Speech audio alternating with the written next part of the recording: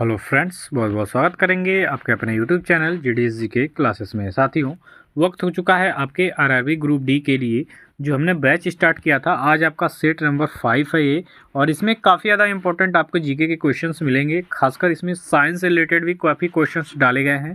तो top 30 question आ जाइए, MCQ के माध्यम से सभी क्वेश्चन रहेगा, और ये सीरीज आपके लिए काफ़ी ज़्यादा इंपॉर्टेंट और सिलेक्शन देने वाली है। तो डेली शाम के 8 बजे आपको ये बैच दी जाती है, ये क्लास दी जाती है। तो आप हमारे साथ जुड़ सकते हैं जीडीएस के क्लासेस यूट्यूब के माध्यम से। स्टार्ट करेंगे फर्स्ट क्वेश्चन से। आपके स्क्रीन पे फर्स्ट क्वेश्चन दिख रहा है कि लाल रक्त कणिकाएँ बनती हैं। लाल रक्त कणिका यानी कि आरबीसी, ठीक है, रेड ब्लड कॉर्पोसेल्स जिसे हम बोलते हैं, लाल रक्त कणिकाएँ ये बनती हैं कहाँ पे? तो ये बनती हैं आपके अस्थि मज्जा में, ठीक है। ये काफ़ी ज़्यादा इम्पोर्टेंट क्वेश्चन है। ये कई बार आपके एग्जाम में पूछा भी है कि लाल रक्त कणिकाएँ कहाँ पे बनती हैं, इनका निर्माण कहाँ पे होता है? तो ये आपका अस्थि मज्जा में होता है। लाल रक्त कणिका यानी कि आरबीसी होता है, रेड ब्लड कॉर्पोसेल्स, ठीक। तो यहाँ पे आपका ऑप्शन में सी विकल्प जो दिया है ये आपका बिल्कुल करेक्ट हो जाएगा कि लाल रक्त कणिकाएँ आपके अस्थि मज्जा में बनती हैं। चलिए आगे का क्वेश्चन देखिए कि मछली का जो लीवर तेल है इसमें कौन सा विटामिन भरपूर मात्रा में उपस्थित होता है? तो मछली का जो लीवर तेल है, ठीक है, इसमें विटामिन जो D3 हम कहते हैं, D3, ठीक है, ये मछली के तेल से प्राप्त किया जाता है।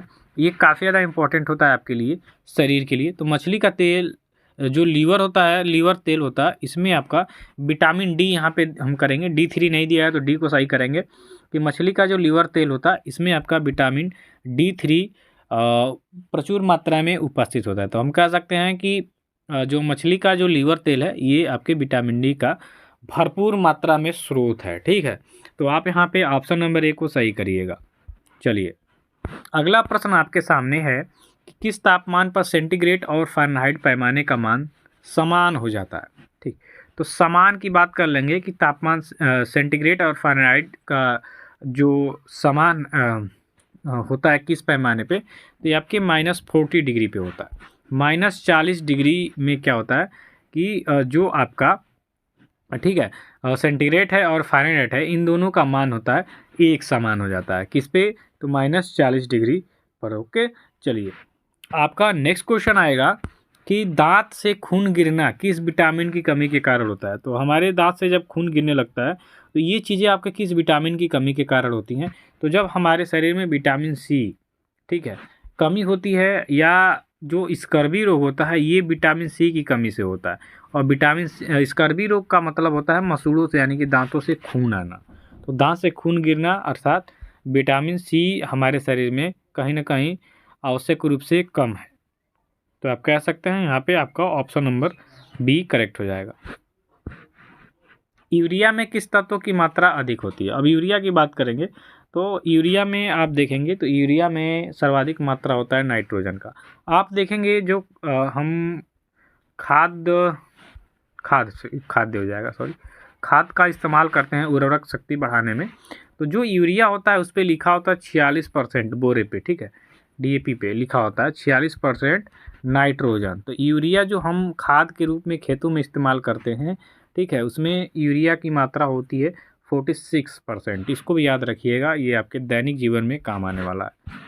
इसके बाद है कि भारत का कम घनत्व वाला राज्य कौन सा हो जाएगा? जनसंख्या घनत्व की बात करेंगे तो ये आपके अरुणाचल प्रदेश में हो जाएगा। यहाँ पे बात कर लेंगे अरुणाचल प्रदेश की, तो यहाँ पे प्रति वर्ग किलोमीटर में बस 17 लोग ही हैं, ठीक है। वही बिहार की बात कर लेंगे तो 1100 कुछ होते हैं, ठीक है। तो सबसे ज़्यादा आपके बिहार में हो जाएगा, सबसे कम हो जाएगा आपके अरुणाचल प्रदेश में। तो यहाँ पे आपका जो बी ऑप्शन है करेक्ट हो जाएगा।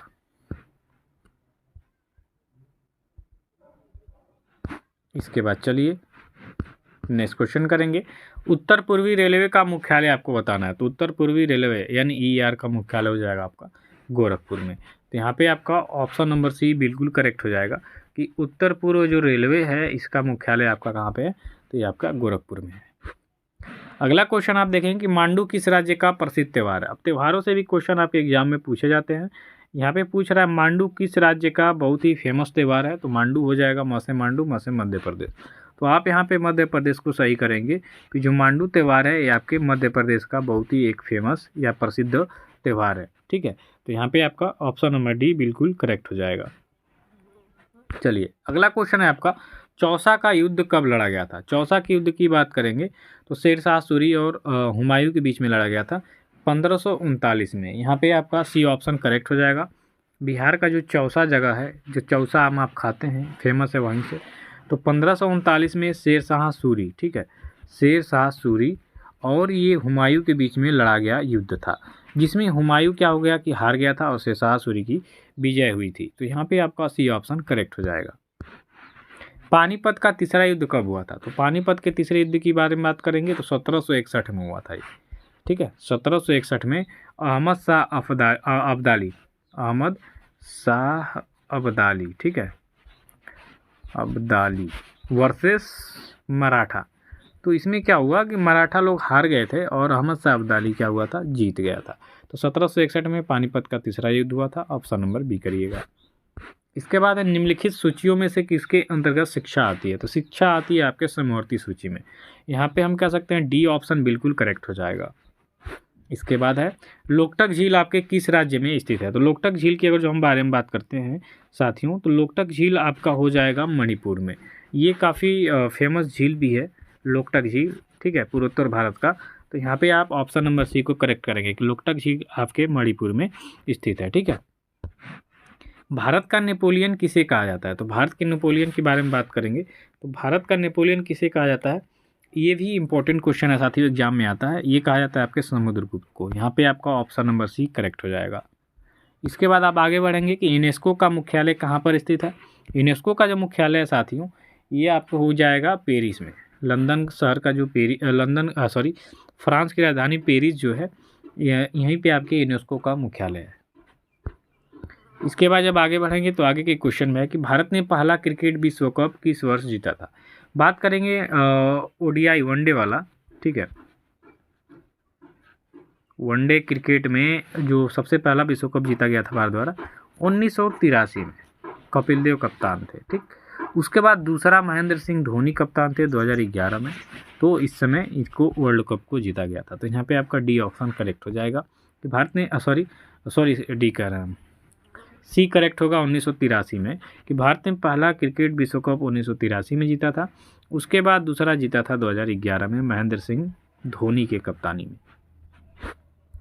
इसके बाद है कि भारत में सबसे अधिक गंगा डॉल्फिन किस राज्य में पाई जाती है? तो भारत में सबसे अधिक गंगा डॉल्फिन की बात करेंगे तो आपके उत्तर प्रदेश में ही पाई जाएगी। यहाँ पे आपका बी ऑप्शन बिल्कुल राइट हो जाएगा, ठीक है। चलिए, रेल यात्री बीमा योजना कब प्रारंभ हुआ? तो रेल यात्री बीमा योजना की अगर जो हम बात कर लेंगे तो रेल यात्री बीमा योजना आपका स्टार्ट हुआ था 1994 में। यहाँ पे आपका ऑप्शन नंबर ए बिल्कुल करेक्ट हो जाएगा। कुत्ते के काटने पर वायरस के द्वारा जो रोग उत्पन्न होता है वह क्या कहलाता है? तो कुत्ते के काटने पे जिस वायरस के द्वारा रोग होता है वो आपका हाइड्रोफोबिया होता है। यहाँ पे आपका डी ऑप्शन करेक्ट हो जाएगा। कुत्ते के काटने पर वायरस के द्वारा जो रोग उत्पन्न होता है उसको हम कहते हैं हाइड्रोफोबिया। नेक्स्ट क्वेश्चन आपका आ रहा है कि हल्दी के पौधे का खाने योग्य हिस्सा कौन सा है? तो हल्दी का कौन सा हिस्सा हम लोग खाते हैं? तो हल्दी का जो आपका प्रकंद होता है, हम इसको खाते हैं। किसको? प्रकंद को। तो यहाँ पे आपका ऑप्शन नंबर बी करेक्ट हो जाएगा। नेक्स्ट करिए, द एक्सीडेंटल प्राइम मिनिस्टर पुस्तक के लेखक कौन हो जाएंगे? तो the accidental prime minister Sanjay बारू इस पुस्तक के लेखक हैं। इस पर मूवी भी बन चुकी है। ऑप्शन नंबर सी इसका करेक्ट हो जाएगा। विश्व व्यापार संगठन का मुख्यालय कहाँ पर स्थित है? तो विश्व व्यापार जो संगठन है इसका मुख्यालय आपका जिनेवा में हो जाएगा, वर्ल्ड ट्रेड ऑर्गेनाइजेशन। यहाँ पे ए ऑप्शन करेक्ट करेंगे। चलिए आगे बढ़ेंगे। इसी प्रकार अंतर्राष्ट्रीय परमाणु ऊर्जा एजेंसी का जो मुख्यालय ये कहाँ पे है? तो अंतर्राष्ट्रीय परमाणु ऊर्जा एजेंसी जो ऑस्ट्रिया की राजधानी वियना है, यहाँ पे स्थित है। तो यहाँ पे आपका ऑप्शन नंबर सी करेक्ट हो जाएगा।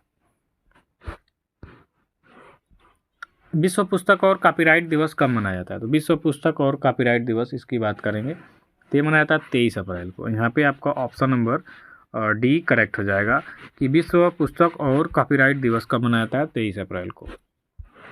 केंद्रीय आलू अनुसंधान संस्थान कहाँ पर स्थित है? तो केंद्रीय आलू अनुसंधान संस्थान ये हो जाएगा आपके शिमला में। यहाँ पे हम ऑप्शन नंबर बी को बिल्कुल सही करेंगे कि जो केंद्रीय आलू अनुसंधान संस्थान है आपके शिमला, हिमाचल प्रदेश की राजधानी, यहाँ पे स्थित है। पेरिस किस नदी के किनारे पर स्थित है? तो मैंने बताया कि ये फ्रांस की राजधानी है। और इसकी अवस्थिति हो जाएगी आपकी सीन नदी के किनारे पे। एफिल टावर आपने नाम सुना होगा, अभी यहीं पे है। ऑप्शन नंबर ए करेक्ट हो जाएगा। इथोपिया देश की राजधानी आपको बताना है कि इथोपिया देश की राजधानी आपकी कहाँ पे है। ये भी इंपॉर्टेंट है, देश, राज्य, राजधानी और मुद्रा से भी क्वेश्चन आपके एग्जाम में देखे जाएंगे। तो इथोपिया देश की राजधानी आप देखेंगे तो ये हो जाएगा आदिस अबाबा। ठीक है, आदिस अबाबा जो है ये आपका इथोपिया देश की राजधानी है। तो डी ऑप्शन यहाँ पे आप सही करेंगे। आगे बढ़ेंगे कि डेनमार्क देश की राजधानी कहाँ पर है। तो डेनमार्क की बात करेंगे तो ये आपका हो जाएगा कोपेनहेगन। ठीक है, कोपेनहेगन में डेनमार्क की राजधानी जो है या उसका नाम है कोपेनहेगन। तो यहाँ पे आप सी ऑप्शन को करेक्ट करेंगे। चलिए नेक्स्ट है, केवलादेव राष्ट्रीय उद्यान आपके किस राज्य में स्थित है। तो केवलादेव राष्ट्रीय उद्यान इसकी बात करेंगे तो ये आपका हो जाएगा राजस्थान में। यहाँ पे हम ये ऑप्शन को सही करेंगे। हरिप्रसाद चौरसिया का संबंध किस वाद्य यंत्र से हो जाएगा। तो हरिप्रसाद चौरसिया आपके बजाते हैं बांसुरी। तो यहाँ पे आपका ऑप्शन नंबर सी करेक्ट होगा। इसके बाद है कि कलमकारी चित्रकला का संबंध आपके किस राज्य से हो जाएगा। तो कलमकारी चित्रकला ये आपका होती है आंध्र प्रदेश से। ठीक, तो यहाँ पे आपका डी ऑप्शन बिल्कुल करेक्ट हो जाएगा।